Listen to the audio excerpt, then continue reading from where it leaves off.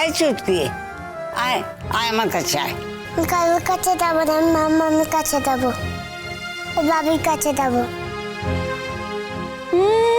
মাম্মামের কাছে যাব? কোন কালের মাম্মাম রে তোর? কি ব্যাপারটা কি? এত চিৎকার চেঁচামেচি কিসের? এখানে এসো এসো এসো তো তুমি। কি হয়েছে বাবা, চিৎকার করছো কেন? এসো এখানে বসো। কিরে, আজ তো জয়েনিং তো? হ্যাঁ জয়েনিং, মানে ওই যে কোনো সময় গিয়ে জয়েনিংটা করে আসতে হবে আর কি। 2টো নাগাদ যাবো ভাবছি। বলছি, তোর ছোট বৌদি যে বাপের বাড়ি গেছে খবর নিয়েছিস? ছোট বৌদির মায়ের কিন্তু শরীর খারাপ। হ্যাঁ মিটিল তো সকালবেলাই গেল, দেখি আমি ফেরার সময় একবার দেখা করে আসবো। হ্যাঁ কি হয়েছে রে, অন্তদন্ত হয়ে চলে গেল? পড়ে গেছে বাথরুমে, চেক আপে নিয়ে গেছে এখন ডক্টরের কাছে। কিছু মনে করো না বাবিল, তোমার কিন্তু আজকে একবার অবশ্যই যাওয়া উচিত ছিল। মিঠিল মামনির জন্য এত ভাবে, এত করে, তুমি যদি না যাও তাহলে মানে ওদের তোমাকে আপন মনে হবে কি করে, তাই না? আজকে এরকম একটা সিচুয়েশনে অবশ্যই পাশে থাকা উচিত ছিল তোমার। বৌদি ভাই, আমার আর মিটিলের ইকুয়েশনটা আমাদেরই বুঝতে দাও।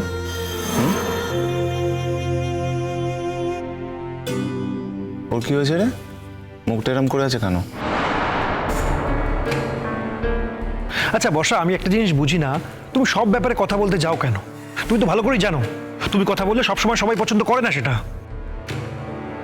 দাদা ভাই, তুই কি মাইন্ড করলি নাকি কিছু আমি এই যে এটা বললাম সেজন্য? হ্যাঁ বাবিল, খারাপ লাগলো আমার। দেখ, সব কথায় যদি তুই মানে তোরা সবাই মিলে ওকে কাউন্টার করিস, তাহলে ও কথা বলবে কি করে? ও তো সামান্য একটা কথা বলেছে, সিম্পল কথা, সেই কথাটা এইভাবে রিয়াক্ট না করলেও পারতি, তাই জন্যই ওকে বললাম আর কি। এরকম করলে তো ও কোনো কথাই বলতে পারবে না এ বাড়িতে, তাই না? দেখ দাদা ভাই, বৌদি ভাই এই কথাটা বলে ঠিক করেনি যে মিটিল আমার মায়ের জন্য করে, মানে আমরা তো কেউ বলিনি, ও নিজে থেকেই করে, নিজের ইচ্ছায় করে। আর মিঠিল আমার মায়ের জন্য করে বলেই যে আমিও সমানে সমানে ওর মায়ের জন্য করতে পারবো এমনটা নয়, বোঝার চেষ্টা কর। মানে আমার মিঠিলের মায়ের সঙ্গে সেই রিলেশনটাই গড়ে ওঠেনি, সেই সম্পর্কটাই সেইভাবে হয়নি। যাই হোক, এটা একটা কথার কথা বাবিল, আমার মনে হয় না সব কথা এভাবে গায়ে পড়ে ধরা উচিত। বর্ষা বলেই তোরা হয়তো ধরিস। ছেড়ে দাও না রুদ্র, আমারই হয়তো এই কথাগুলো এখানে বলা উচিত হয়নি, আমার চুপ থাকাটাই ভালো। ইমোশনাল ব্ল্যাকমেল করো না।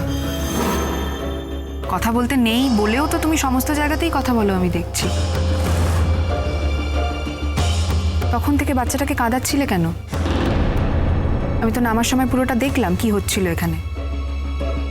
ওর হাত থেকে পড়ে গেছে বাটিটা, তো কি হয়েছে? তুমি আরেকবার ওকে দেবে, সেটাই তো করা উচিত। ওর তো খিদে পেয়েছে।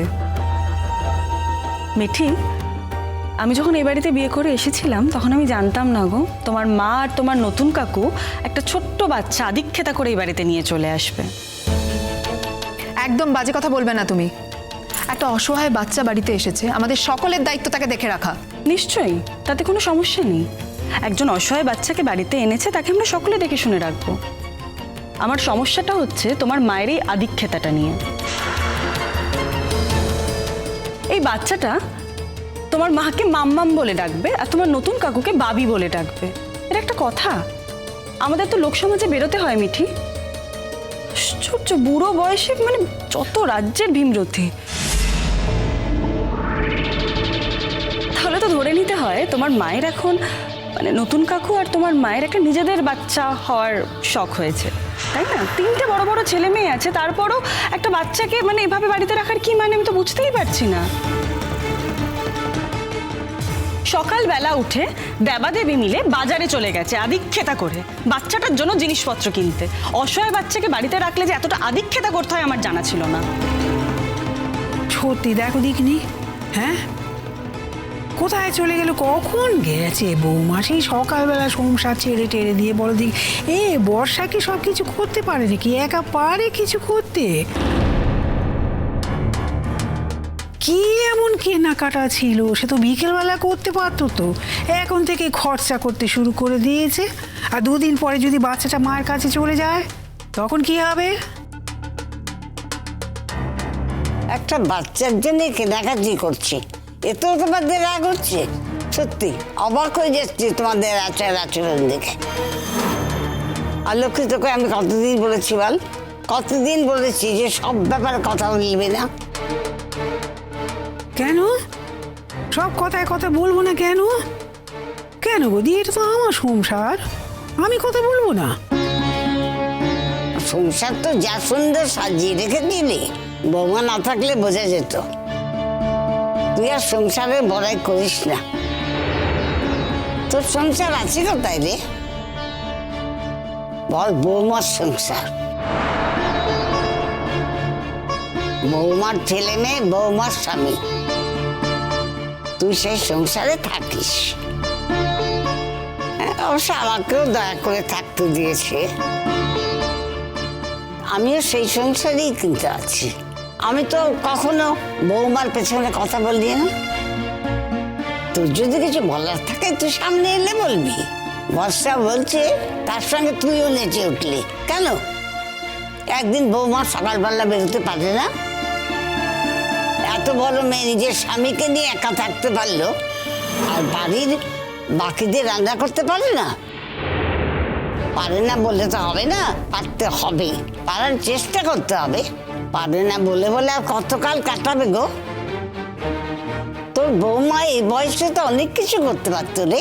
3 ছেলে মেয়ের মাও হয়ে গেছিল, তাকে সংসার সামলাতে হতো। তোর মতো একটা শাশুড়িকেও তো সামলাতে হতো। এগুলো ভুলে যাস না, বুঝলি? তুমি দেখছি আমার বৌমার নামে 2 ঢোক জল বেশি খাও। হ্যাঁ, খাই রে, খাই বেশি, কিন্তু তোর তো খাওয়ার কথা ছিল, তুই তো খেললি না, তার জন্য আমি একটু বেশি খাই। ওরকম মেয়ে পেয়েছিস তো বুঝতে পারলি না। তা না হলে যে কোথায় থাকতিস, স্বামী নেই, কেউ নেই, নিজের ছেলে নেই, কুচি ওর সংসারে নিজের বাড়ি চলে গেছে, কে তোকে রাখতো রে? এই নতুনের বাড়ি ছিল বলে তুই জায়গা পেয়েছিস। উফ বাবা, এই কথাটা যে আর কতকাল শুনবো। এবার 2 দিন পর তো আমাদেরও শুনতে হবে। নতুন কাকুর বাড়িতে আছি, সেই জন্য থাকার জায়গা পাচ্ছি, মাথার উপরে ছাদ হয়েছে। রুদ্র, তোমাকে কতবার বলেছি বলো তো একটা ফ্ল্যাট বুক করতে? কেন শোনো না তুমি আমার কথা? থাকি বা না থাকি, একটা ফ্ল্যাট বুক করে রাখতে তোমার কি সমস্যা? বর্ষা, আমার যদি ফ্ল্যাট বুক করার হতো এতদিন আমি করতাম না। আর আমি যদি ফ্ল্যাট বুক করি, তোমার আর আমার জন্য শুধু করবো না, বাড়ির সবার জন্যই করবো। সেই টাকাটা নিশ্চয়ই আমার জমেনি, বড় ফ্ল্যাট লাগবে একটা। বুঝের মতন কথা কেন বলো? এমন কথা বলো না তুমি। তুমি সবাইকে নিয়ে যেতে চাইলেই যেন সবাই সুরসুর করে তোমার সঙ্গে চলে যাবে, তা তো নয় বিষয়টা। মিঠির একটা নিজের জীবন আছে, আজ বাদে কালও বিদেশ চলে যাবে। আজ এখানে আছে, 2 দিন পর বিদেশ চলে যাবে, ওখানে গিয়ে সেটেল হবে। মিটিল চাকরি করে, বাবিলও চাকরি করে, তাছাড়া মিটিলের নিজের একটা বড় বাড়ি আছে। শোনো রুদ্র, কারোর দায়িত্ব আমাদের না, আমাদেরটা ছাড়া। বলছি দাদা ভাই, তোকে না আমাদের জন্য অত ভাবতে হবে না। তোর যদি ফ্ল্যাট কেনার থাকে তুই কিনতে পারিস, কোনো অসুবিধা নেই। ভাবিল, আমার যদি ফ্ল্যাট কেনার থাকতো আমি আগে কিনতে পারতাম। আমি তোদের জন্যই কিনিনি, তোদের কথা ভেবে। দাদাভাই, তোর তো ভাবনার কিছু নেই, তোর বই তো সব ভেবে ঠিক করে দিচ্ছে, মানে অন্যদেরটাও ভেবে ঠিক করে নিচ্ছে। আমি বিদেশ চলে যাব, তাই আমার বাড়ি ঘরের দরকার নেই, মায়ের কিচ্ছু দরকার নেই, মা নতুন কাকু এই বাড়িতেই থাকবে। আর মিটিল দি ওই বাড়ির একমাত্র মেয়ে, সেই জন্য ভাইয়াদা আর মিটিল দি গিয়ে ওই বাড়িতে থাকবে। সব তো তুমি একাই ঠিক করে নিচ্ছ, কাউকে কিছু জিজ্ঞেস করার প্রয়োজন বোধ করছো না। কি করে হচ্ছে এটা?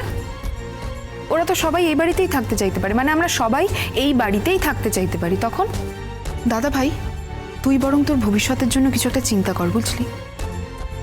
কারণ এই বাড়িতে থাকতে সব থেকে বেশি অসুবিধা তোর বউয়েরই হয়, তো তুই কিছু একটা ভাব। চিরসখা হে